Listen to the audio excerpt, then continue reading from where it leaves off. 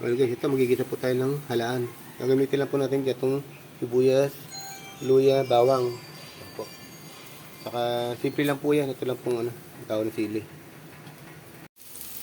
Guys, ito nakapagisa na tayo ng bawang, sibuyas, saka luya.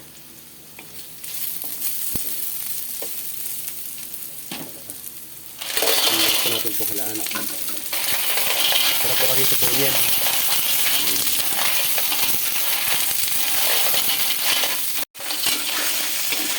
Ito, lagyan po natin yung sabaw yan para sarap po yung sabaw yan.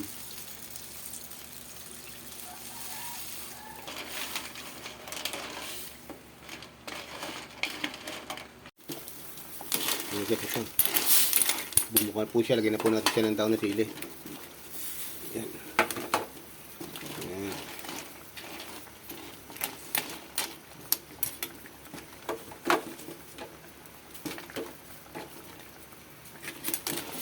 Makaluto tayo ng halaan. Yan. Ginisang halaan. May sabaw.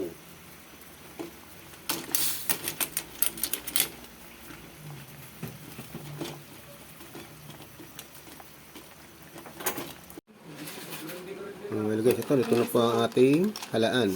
Yan po. Yan po, kaya po tayo. Ayan po, thank you for watching.